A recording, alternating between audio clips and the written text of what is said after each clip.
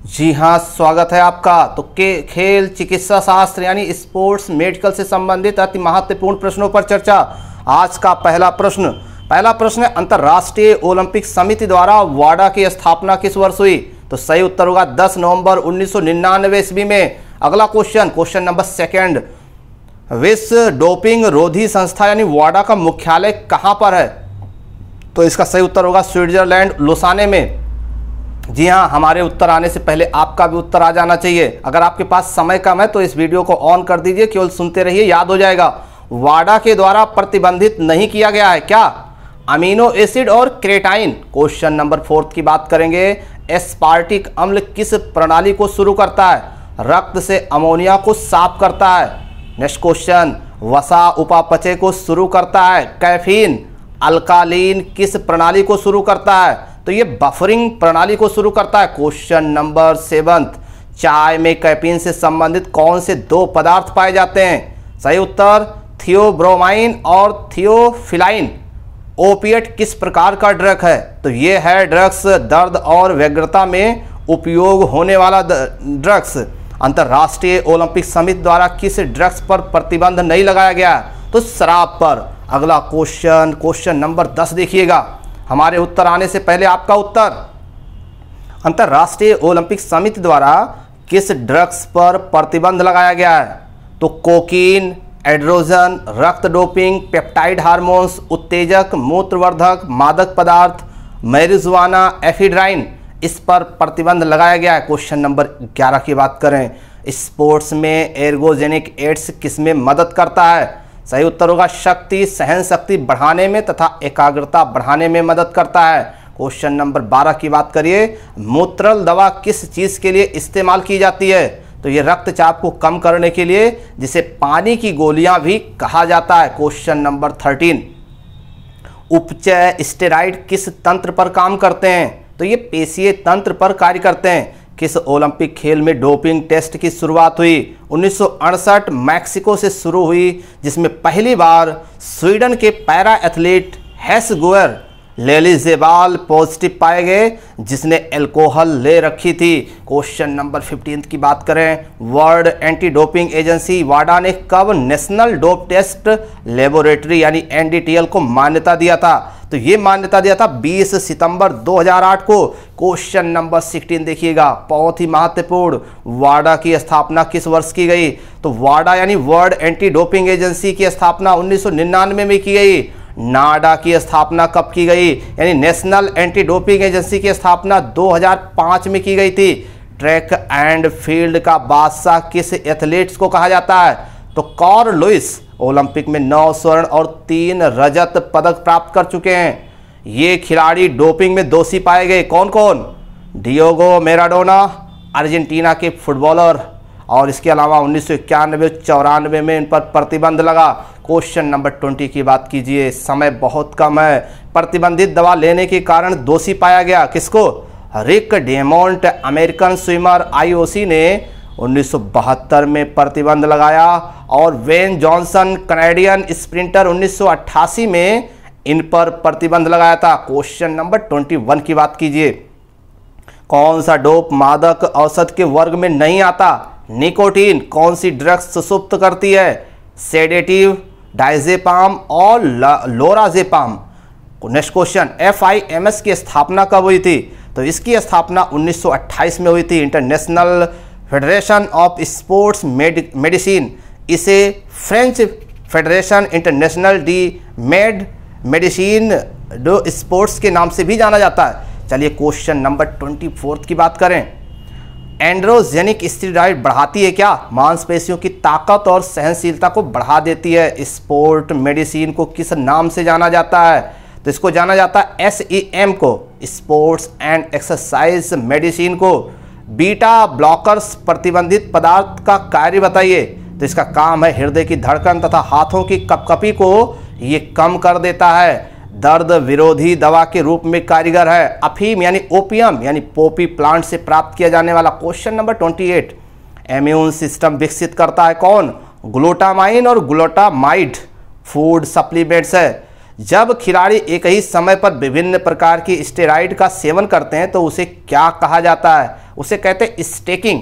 चलिए अगले क्वेश्चन की तरफ। हमारे उत्तर आने से पहले आपके उत्तर आने चाहिए। डोपिंग परीक्षण के लिए किसका नमूना लिया जाता है? सही बताएं। मूत्र और रक्त का। आईओसी द्वारा घोषित प्रतिबंधित औषध कौन सी है? तो वो है एम्फेटामाइन, स्टेंजोलोल और मैरिजुआना। नोट, आईओसी द्वारा अल्कोहल को अभी तक प्रतिबंधित नहीं किया गया है। चलिए क्वेश्चन नंबर 32 की तरफ बढ़िए। हमारे उत्तर आने से पहले आपका उत्तर। बीटा ब्लॉकर्स का सेवन किसमें प्रतिबंधित है? गोल्फ, आर्चरी, ऑटोमोबाइल और बिलियर्ड्स और शूटिंग में पूरी तरीके से प्रतिबंधित है। विषाक्त अधिक मात्रा में होने के कारण मौतों के लिए कौन सा पदार्थ जिम्मेदार है? तो इसका जिम्मेदार है अल्कोहल, क्योंकि एथेनॉल अल्कोहल युक्त एक पेय है। Question number 34। एफिड्राइन HCl का काम बताएं। तो ये हृदय गति और रक्तदाब को बढ़ाने का काम करता है। Question number 35। अतिरिक्त पेशीय ग्लाइकोजन के रूप में प्रयुक्त होता है। फास्फेटाडाइसेराइन। जी हाँ, दोबारा मत बुलवाइए, नहीं बोल पाएंगे। कार्टिसोल के स्तर को कम करता है कौन? बोरान। अगर आपके पास समय कम है तो मोबाइल को ऑन करके छोड़ दीजिए, अपना काम करते रहिए और सुनते रहिए। Question number 37। टेस्टोस्टेरोन के स्तर को कौन बढ़ाता है? तो इसके स्तर को बढ़ाता है राइबोज। जी हाँ। Question number 38। Lean body mass को विकसित करने के लिए प्रयोग किया जाता है किसका? एनाबॉलिक स्टेरॉइड एक प्रतिबंधित दवा है, इसका प्रयोग किया जाता है। काइफोसिस में होता क्या है? पीठ बाहर की तरफ निकल आती है। एनाबॉलिक स्टेरॉइड किसका उदाहरण है? स्टेनोजोलोल का उदाहरण है। जी हाँ। अगर आप खुद अपनी नॉलेज को चेक करना चाहते हैं तो मोबाइल थोड़ी दूर पर रख दीजिए और प्रश्न के जवाब देते रहिए और गेस करते रहिए। जी हाँ, देखेंगे तो उत्तर आपको देखना पड़ेगा, इसलिए आप दूर मोबाइल रख दीजिए, प्रश्न सुनिए और उसके पहले उत्तर का जवाब दीजिए। जी, कौन सी दवा रसायन मानव शरीर में आरामदायकता का अनुभव जगाती है? बताएं। तो हशीश, मैरिजुआना और कैनाविनाइड। Question number 42।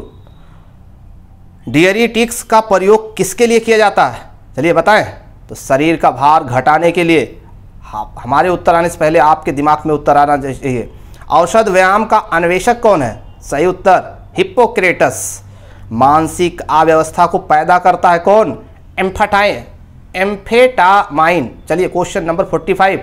कोकीन क्या करता है? तो कोकीन इससे अस्थायी तौर पर थकान और भूख समाप्त हो जाती है। Question number 46। दमखम वाले खिलाड़ी क्या प्रयोग करते हैं? कोकीन का प्रयोग करते हैं। वो कौन सा हार्मोन से जो रक्त में एंडोजेंस कॉर्टिका स्टेरॉइड की मात्रा को बढ़ा देता है? तो इसका सही उत्तर होगा ACTH। भार को कम करने वाले ड्रग्स को क्या कहते हैं? इसको कहते हैं एक शब्द में डायोटिक्स। आप कब तक सोचते रहेंगे, कब जवाब देंगे, पहले ये बताइए। Question number 49। आईओसी ने डोपिंग को कितने श्रेणियों में बांटा है? बताएं। 3 श्रेणियों में। डोपिंग के प्रथम वर्ग मादक सेवन वर्ग में कौन कौन से ड्रग्स शामिल किए गए हैं? तो इसके अंतर्गत anabolic steroid, beta blockers, diuretics और पेप्टाइड्स हार्मोन्स और इसके अलावा एनोजिप्स। ये है डोपिंग के प्रथम वर्ग मादक सेवन वर्ग में आने वाले ड्रग्स। Question number 51। अर्धशतक हम लोग पूरा कर चुके हैं। और डोपिंग में AA से क्या तात्पर्य है? तो डोपिंग में AA से तात्पर्य है एनाबॉलिक एंड्रोजेनिक स्टेरॉइड। क्या बात है, very good. Question number 52। Precaution massage कितने प्रकार के होते हैं? 4 प्रकार के होते हैं। और कितने होते हैं? पैराफिन मोम का शरीर पर प्रयोग करते समय कितना तापक्रम होना चाहिए? तो 40 से 48 डिग्री सेल्सियस होना चाहिए। क्वेश्चन नंबर 54 की बात करिए। अवधि के आधार पर चोटों को कितने नामों से जाना जाता है? तो इसका सही उत्तर होगा एक्यूट, पोस्ट एक्यूट, क्रॉनिक। जी हाँ, यानी अवधि के आधार पर चोटों को कितने भागों में बांटा जाता है? 1, 2, 3, यानी एक्यूट, पोस्ट एक्यूट और क्रॉनिक। 3 प्रकार के। घाव को कितने प्रकार से विभाजित किया गया है? तो घाव को विभाजित किया गया है पंक्चर्स, इंसिंस और लेसिरेशन और एवरेजन। जी हाँ। चलिए क्वेश्चन नंबर 56। कैफीन की कितनी मात्रा डोपिंग के अंतर्गत आती है? यानी 12 म्यूग्राम, यानी कि 1 मिलीग्राम से ज़्यादा। चलिए क्वेश्चन नंबर 57। किसे सर्गोजेनिक दवाई नहीं माना जाता? तो नार्कोटिक्स को सर्गोजेनिक दवाई नहीं माना जाता। चलिए ये अंतिम पेज है। Question number 66। नई दिल्ली जवाहरलाल नेहरू स्टेडियम में डोप टेस्ट सेंटर कब स्थापित किया गया था? सही उत्तर 1990 में। वाडा के अध्यक्ष कौन है? तो ये है जॉन एप्सी। Question number 68। नाडा का जनरल डायरेक्टर कौन है? Rahul Bhatnagar. Question number 69, blood doping द्वारा रक्त में किसकी मात्रा बढ़ जाती है? हीमोग्लोबिन की मात्रा बढ़ जाती। क्वेश्चन नंबर 70, हाइपोक्सिया में किसकी कमी हो जाती है? ऑक्सीजन की। जी हाँ, हाइपोग्लाइसीमिया में क्या होता है? इसमें रक्त में शुगर की मात्रा कम हो जाती है। फॉर फुल पीडीएफ कॉन्टेक्ट इस पे करें आप, व्हाट्सएप नंबर है। और नेक्स्ट पॉइंट 72, प्लाज्मा एक्सपेंडर्स जो कि डोपिंग के अंतर्गत प्रतिबंधित है, इसका काम क्या है? तो ये रक्त के अंदर प्लाज्मा के वॉल्यूम को बढ़ा देता है। क्वेश्चन नंबर 73, डोपिंग का पहला उदाहरण जिस खिलाड़ी का था उसका नाम क्या था? न्यूट जिन्सन। तो ये थे संबंधित कुछ महत्वपूर्ण और परीक्षा उपयोगी प्रश्न। हमारे वीडियोस को देखने के लिए आपको बहुत बहुत धन्यवाद। Thank you.